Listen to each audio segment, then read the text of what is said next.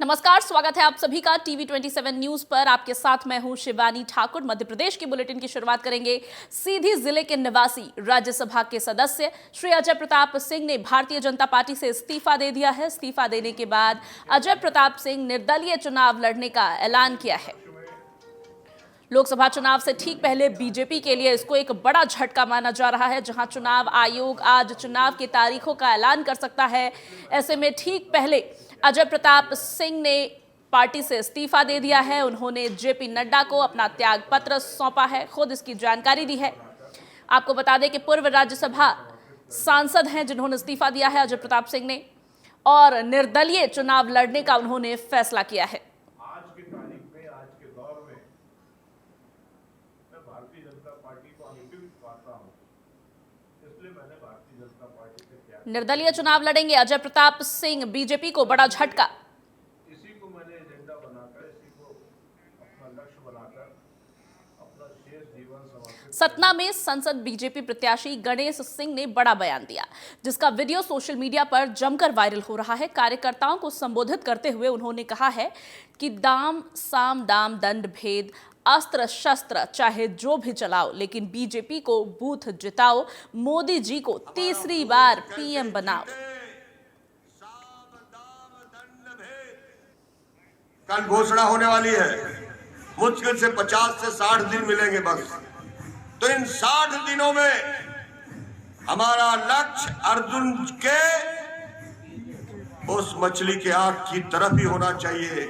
हमारा बूथ कैसे जीते, साम दाम दंड भेद अस्त्र शस्त्र जो भी चलाना पड़े, बूथ जीतना, मोदी जी का तीसरी बार प्रधानमंत्री बनना तय।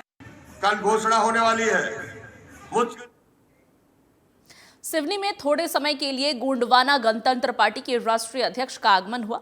सभी मौजूद लोगों ने राष्ट्रीय अध्यक्ष का भव्य स्वागत किया। इस दौरान उन्होंने लोकसभा चुनाव को लेकर मीडिया से बात करते हुए कहा कि पूरे लोकसभा सीट में उनके द्वारा चुनाव लड़ा जाएगा।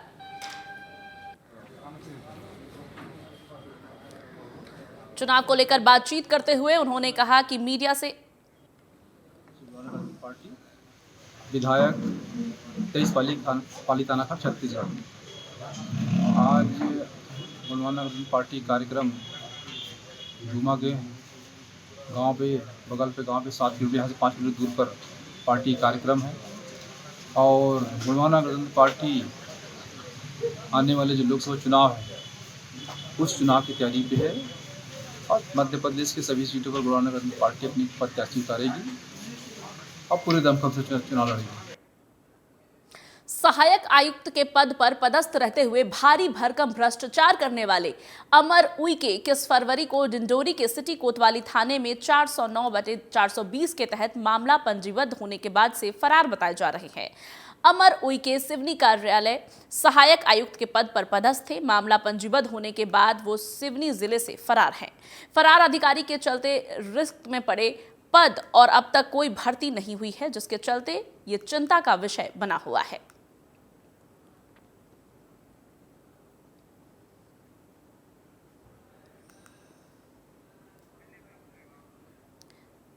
सिवनी जिले से सहायक आयुक्त कई मामलों में अपराधी पाए गए हैं, जिसके बाद वो लगातार फरार चल रहे हैं। ऐसे में उनके पद का खाली रहना लोगों की परेशानियों को बढ़ा रहा है। फरार सहायक आयुक्त की तलाश तेज है, तलाश जारी है। हालांकि अभी भी वो फरार हैं और पुलिस की गिरफ्त से बाहर हैं, जिसकी वजह से सिवनी जिले में सहायक आयुक्त का पद खाली है, जिस कारणवश लोगों को परेशानियों का सामना करना पड़ रहा है।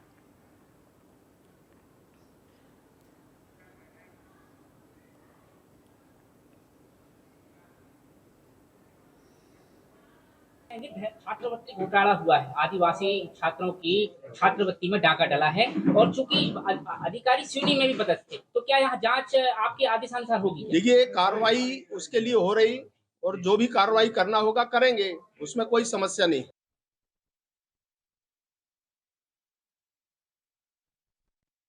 आगर मालवा में सीएम हेल्पलाइन को हल्के में लेना जिले के 29 अधिकारियों को महंगा पड़ गया है, जहां 6 विभागों के 29 अधिकारियों का 1 सप्ताह का वेतन काटने का आदेश कलेक्टर ने जारी कर दिया है।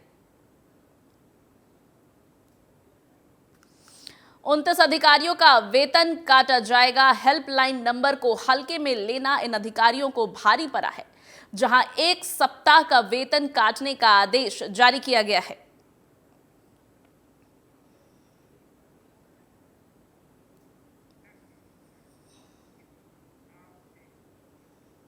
खरगोन की गोवर्धन नाथ हवेली में वृज के तर्ज पर 40 दिन तक होली खेली जाती है। इस दौरान श्रद्धालुओं में आस्था और श्रद्धा नजर आती है। बसंत पंचमी से होलिका दहन के बाद आस्था और श्रद्धा के साथ ठाकुर जी के साथ प्रतिदिन श्रद्धालु होली खेलने की परंपरा है। इसी के साथ वैष्णव संप्रदाय के संत श्री यदुनाथ जी महोदय अहमदाबाद के खरगोन आगमन पर हवेली में 2 क्विंटल फूलों से ठाकुर जी के साथ जमकर होली खेली गई। इस दौरान श्रद्धालुओं में जमकर आस्था और भक्ति का भाव देखा गया। हर भक्त भगवान के साथ होली खेलने के साथ आनंद में डूबा हुआ नजर आया। भजन कीर्तन के साथ लोगों ने इस मौके पर खूब होली के गीत भी गाए।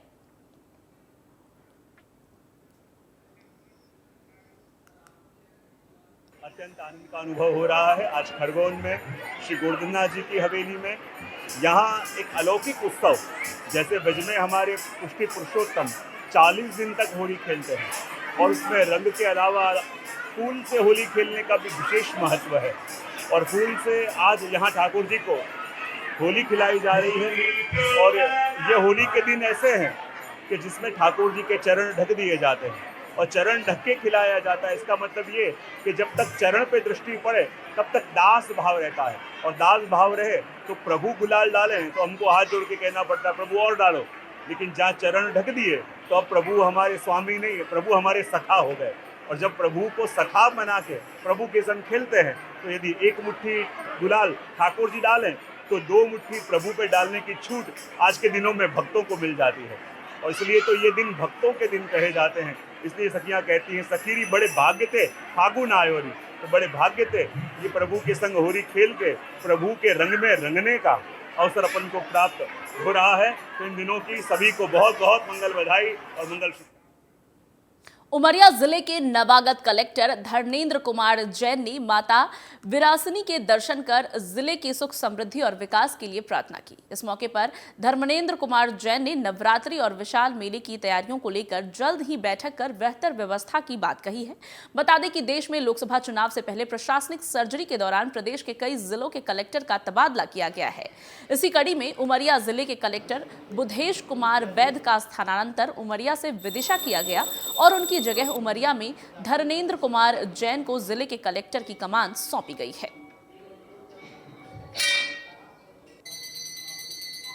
2 दिन पहले ही मैंने उमरिया जिले के कलेक्टर का प्रभार लिया है। जैसा कि मुझे बताया गया है कि मां विरासनी देवी का मंदिर काफ़ी यहाँ प्रसिद्ध है और 11वीं शताब्दी की मूर्ति है, तो मेरे को खुद ही एक दर्शन करने की इच्छा हुई और आज माता के दर्शन करके दिल प्रफुल्लित है, दिल गदगद है। माता से मैंने यही प्रार्थना की है कि इस जिले की सुख शांति के लिए और जिले के विकास के लिए माता का सहयोग हमेशा रहेगा और हम सब मिलकर जिले के लिए बेहतर प्रयास। छतरपुर में मासूम बच्चे पर चाकुओं से वार करके आरोपी मौके से फरार हो गया, जिसमें मासूम गंभीर रूप से घायल हो गया। घटना की सूचना परिजनों ने पुलिस को दी। सूचना पर पहुंची पुलिस ने मासूम को गंभीर हालत में देखते हुए उसके इलाज के लिए अस्पताल में भर्ती कराया है।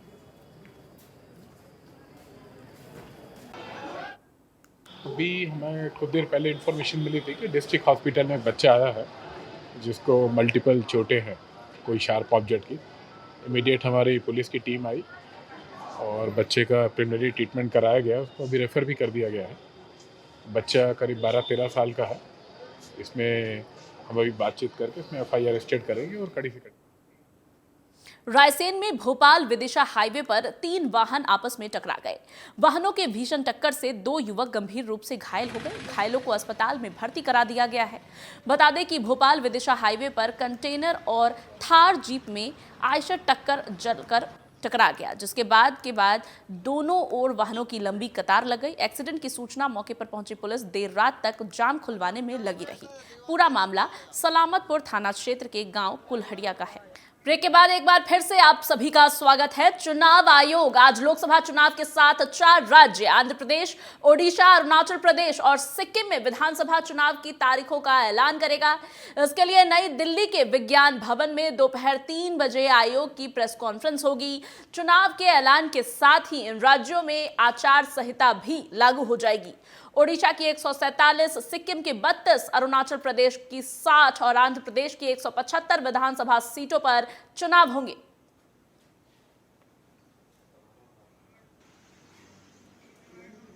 आज तो इम्पोर्टेंट है, देश को चुनाव का घोषणा करेंगे आज 3 बजे से, आपको पता ही है पहले से जी, तो वहीं बात करेंगे आपसे।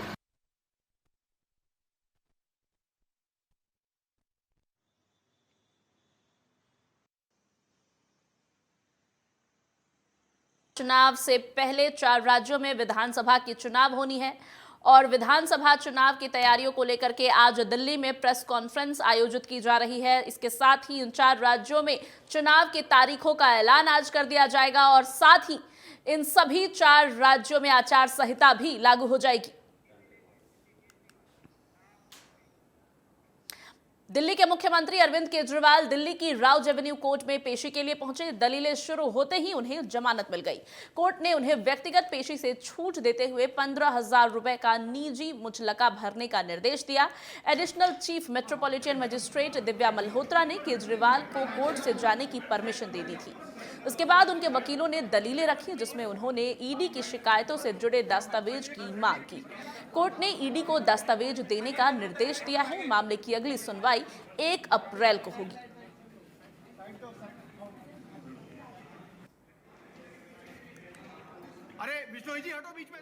देखिए, कोर्ट ने आज सम्मन किया था सीएम साहब को, और सीएम साहब ने पिछली बार क्योंकि वीसी से अटेंड किया था, तो सीएम साहब को जब डायरेक्शन हुई थी तो सीएम साहब ने कहा था मैं फिजिकली अपीयर हूंगा। उसको फॉलो करते हुए आज सीएम साहब अपीयर हुए और बेल बॉन्ड अपने सबमिट किए, बेल ग्रांट हुई, और उसके बाद सीएम साहब, क्योंकि बाकी प्रोसीडिंग अभी चल रही हैं, तो सीएम साहब अपना कोर्ट के ऑर्डर को ओबे करते हुए कोर्ट में अपीयर होके अपनी उनको बेल बॉन्ड एक्सेप्ट करने के बाद सीएम साहब निकल गए। आज थी कि नीचे की प्रोसीडिंग स्टे की जाए। कल 6 बजे जज साहब ने कहा कि नहीं, मैं आपकी स्टे एप्लीकेशन को डिसमिस करता हूं। आज चूंकि मैटर लगा हुआ था तो और डायरेक्शन थी केजरीवाल जी को अपीयर होने के लिए।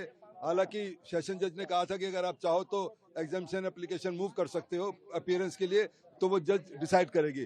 पर हमने आज मिस्टर केजरीवाल अपीयर हुए हैं 15, क्योंकि बेलेबल ऑफेंस है तो 15-15 हजार के 2 अलग अलग केसों में बॉन्ड और श्योरिटी बॉन्ड दिए जो एक्सेप्ट कर लिए हैं। हमने एक एप्लीकेशन लगाई है 207 और 91 सीआरपीसी में कि हमारे को डेफिशिएंट कॉपीज सप्लाई की जाएं जो इन्होंने रिलाई की हुई हैं। और ईडी ने एक एप्लीकेशन लगाई है 294 सीआरपीसी में कि अक्यूज को कहा जाए कि डॉक्यूमेंट्स का एडमिशन और डिनायल करे। इसके लिए दोनों के एप्लीकेशंस में रिप्लाई और बहस के लिए 1 अप्रैल की डेट जज साहब ने दी है 10:15 बजे। मैं कहूँगी कि बहुत ही दुर्भाग्यपूर्ण बात है कि आज अरविंद केजरीवाल जी को जमानत लेनी पड़ी। 174 आईपीसी की जो याचिका ईडी ने फाइल करी थी उसमें ये नौबत ही नहीं आनी चाहिए थी।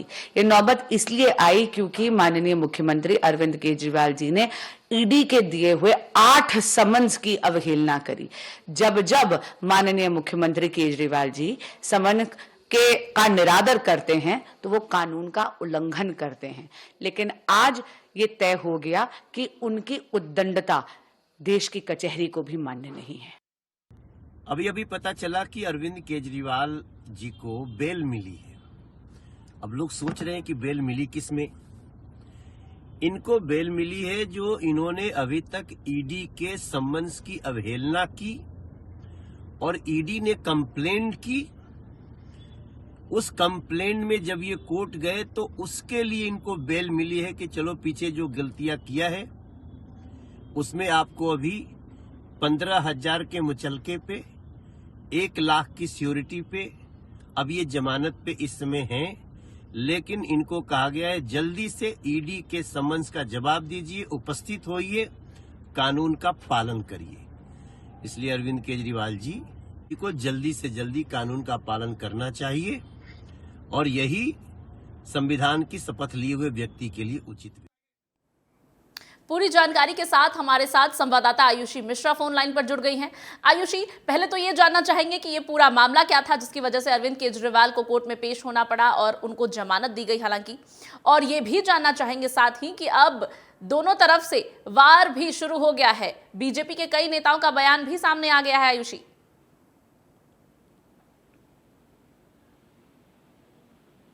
आयुषी, क्या आपको मेरी आवाज आ रही है? आपको बता दें कि शराब घोटाले मामले में ईडी के लगातार समन भेजे जाने के बाद भी अरविंद केजरीवाल ईडी के समक्ष पेश नहीं हुए थे, जिसके बाद ईडी ने राउज एवेन्यू कोर्ट में अर्जी दी थी। इस पर सुनवाई हुई है। हालांकि कोर्ट से अरविंद केजरीवाल को जमानत दे दी गई। एक बार आयुषी मिश्रा जो हमारी संवाददाता है उनके पास चलेंगे फिर से। आयुषी, पूरा मामला क्या था? अरविंद केजरीवाल को आखिर कोर्ट तक पहुंचने की नौबत क्यों आन पड़ी? ईडी के इतने सारे समन की अवहेलना क्यों हुई? शिवानी, साफ तौर पे मुख्यमंत्री अरविंद केजरीवाल को ईडी लगातार समन पर समन भेजी जा रही थी। 8 समन अभी तक भेजे जा चुके थे, लेकिन मुख्यमंत्री की तरफ से बार बार समन पर सवाल खड़े किए जा रहे थे, गैर कानूनी ठहराया जा रहा था और ये पूछा जा रहा था कि आखिर ईडी किस आधार पर उनको समन भेज रही है। और आपको बता दें कि दिल्ली कथित शराब घोटाले मामले में पहले से ही दिल्ली के पूर्व मुख्यमंत्री मनीष सिसोदिया जेल में है, सांसद संजय सिंह जेल में है। तो ऐसे में कहीं न कहीं ईडी का जो स्टोरी ग्राउंड है मुख्यमंत्री अरविंद केजरीवाल को लेकर वो ये है कि मुख्यमंत्री अरविंद केजरीवाल को इस कथित घोटाले के बारे में सारी जानकारी थी, उनके नाक के नीचे ये सारी चीजें हुई है, जिसकी वजह से उन्हें पूछताछ करने के लिए ईडी बार बार बुला रही है। लेकिन अब ऐसे में 5वां समन भेजने के बाद भी जब मुख्यमंत्री नहीं गए पूछताछ के लिए, तो उसके बाद ईडी ने कोर्ट का रास्ता अपनाया, राउज एवेन्यू कोर्ट में अर्जी दाखिल की और वहां बताया कि किस तरीके से मुख्यमंत्री ईडी के समन की अवहेलना कर रहे हैं। और जिसके बाद कोर्ट के सामने वीडियो कॉन्फ्रेंसिंग के माध्यम से मुख्यमंत्री पेश हुए थे और उन्होंने अपनी दलील दी थी कि अभी जिस तरीके से दिल्ली बजट सत्र चल रहा है, तो बजट सत्र के बाद वो जरूर पेश होंगे कोर्ट में और अपनी बात रखेंगे। जिसके बाद 16 मार्च का तारीख तय किया गया था कोर्ट की तरफ से कि 16 मार्च को मुख्यमंत्री अरविंद केजरीवाल कोर्ट में पेश होंगे और वैसा ही हुआ। मुख्यमंत्री अरविंद केजरीवाल चाहते तो वीडियो कॉन्फ्रेंसिंग के माध्यम से आज भी जुड़ सकते थे, क्योंकि उनके ऊपर जो आरोप लगे हैं वो 2 साल से कम की सजा वाले हैं, जिसके आधार पर वो वीडियो कॉन्फ्रेंसिंग के माध्यम से जुड़ सकते थे। लेकिन फिर भी वो कोर्ट में फिजिकली प्रेजेंट हुए और उसके बाद उन्होंने अपनी बेल अर्जी लगाई, जिसके बाद 15,000 की राशि के साथ उनके बेल को ग्रांट किया गया, एक्सेप्ट किया गया और कोर्ट द्वारा उन्हें फिजिकली पेश होने के लिए छूट दी गई कि वो चाहे तो वो फिजिकली कोर्ट की सुनवाई में पेश नहीं होना चाहते हैं तो वो नहीं होंगे और उन्हें बेल दे दी गई। लेकिन इन तमाम चीजों के बीच में ईडी की दलील लगातार ये थी कि जिस तरीके से मुख्यमंत्री ईडी के सम्मन का जवाब नहीं दे रहे हैं, ईडी के सम्मन पर पेश नहीं हो रहे हैं, गैर कानूनी ठहरा रहे हैं, तो ऐसे में कहीं ना कहीं ईडी की इन्वेस्टिगेशन पे कहीं ना कहीं इसका नुकसान हो रहा है। लेकिन कोर्ट का साफ कहना था कि ये बेलेबल ऑफेंस है, जिसकी वजह से मुख्यमंत्री अरविंद केजरीवाल को बेल दिया जाएगा और उन्हें दे दिया गया। फिर जब मुख्यमंत्री अपने बेल पेपर को सबमिट करने के बाद वो वहां से निकल जाते हैं, फिर मुख्यमंत्री अरविंद केजरीवाल के जो वकील है वो वहां पर बाकी के दलील पेश करते हैं और अगली तारीख 1 अप्रैल की तय की जाती है कोर्ट द्वारा कि 1 अप्रैल को अगली सुनवाई होगी। लेकिन इस सुनवाई के बीच में ये भी कोर्ट की तरफ से कहा गया है कि आपको ईडी को कहा गया है कि आपको अपने डॉक्यूमेंट सबमिट करने होंगे, यानी कि वो सवाल जो मुख्यमंत्री अरविंद केजरीवाल पूछ रहे हैं कि आप किस आधार पे मुझे पूछताछ के लिए बुला रहे हैं, एक पार्टी के संयोजक के रूप में, प्रदेश के मुख्यमंत्री के तौर पर, एक मुजरिम के तौर पे आप किस रूप में मुझसे पूछताछ करना चाहते हैं और क्या आधार है आपके पास क्या दस्तावेज है, क्या डॉक्यूमेंट है। तो इन तमाम चीजों को लेकर वो सवाल तो पूछ ही रहे थे, लेकिन आज कोर्ट ने भी कह दिया कि 1 अप्रैल से पहले उन्हें डॉक्यूमेंट सबमिट करने होंगे कोर्ट में। ईडी को डॉक्यूमेंट ये सबमिट करना होगा कि वो आखिर उनके पास क्या ऐसे डॉक्यूमेंट्स है जिसके आधार पर वो मुख्यमंत्री से पूछताछ करना चाहते हैं। तो साफ तौर पर एक बड़ी राहत मिली है मुख्यमंत्री अरविंद केजरीवाल को।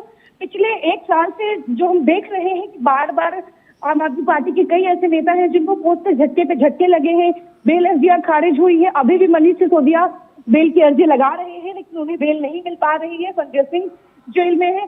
लेकिन अगर मुख्यमंत्री अरविंद केजरीवाल पूछताछ ईडी के समन को एक तरफ वो जवाब नहीं देते हैं, वो ईडी के समन पर पेश नहीं होते हैं पूछताछ के लिए, फिर वो कोर्ट का रास्ता अपनाते हैं और कोर्ट से भी उन्हें राहत मिल जाती है। तो ये एक बड़ी बात है, लेकिन ये देखना होगा कि 1 अप्रैल को क्या ईडी क्या डॉक्यूमेंट सबमिट करती है, किस आधार, क्या उनके पास आधार है जिसकी वजह से वो मुख्यमंत्री से पूछताछ करना चाहते हैं। और अगर वो कोर्ट ने स्वीकार लिया तो फिर मुख्यमंत्री की मुश्किलें बढ़ सकती हैं, लेकिन फिलहाल के लिए अरविंद केजरीवाल जी के लिए एक बड़ी राहत कोर्ट की तरफ से मिली है। जी, तो दिल्ली शराब घोटाला मामले में अरविंद केजरीवाल को जमानत मिल गई है। हालांकि 1 अप्रैल को फिर से मामले की सुनवाई होनी है और उसमें क्या कुछ निकल करके सामने आएगा ये देखने वाली बात होगी। आयुषी, आपका बहुत बहुत धन्यवाद इन तमाम जानकारियों के लिए। और अब खबरों में आगे बढ़ेंगे। दिल्ली शराब घोटाले मामले में प्रवर्तन निदेशालय यानी कि ईडी ने तेलंगाना के पूर्व सीएम केसीआर की बेटी और विधायक के कविता को शुक्रवार को हैदराबाद में गिरफ्तार कर लिया। जांच एजेंसी उन्हें पूछताछ के लिए दिल्ली लेकर जा रही है। इससे पहले ईडी ने शुक्रवार सुबह 11 बजे बीआरएस नेता कविता के हैदराबाद स्थित घर पर रेड डाली थी। करीब 8 घंटे की तलाशी और कार्रवाई के बाद शाम 7 बजे उन्हें पहले हिरासत में लिया गया। उसके बाद के कविता को ईडी ने गिरफ्तार कर लिया।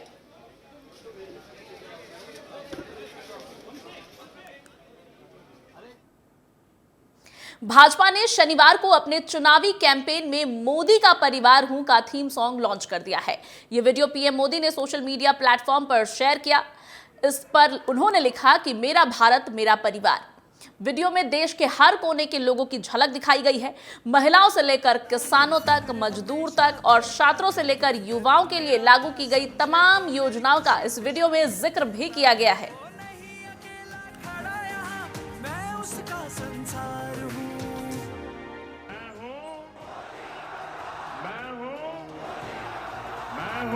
मैं मोदी का परिवार हूँ, मैं मोदी का परिवार हूँ, मैं मोदी का परिवार हूँ, मैं मोदी का परिवार हूँ।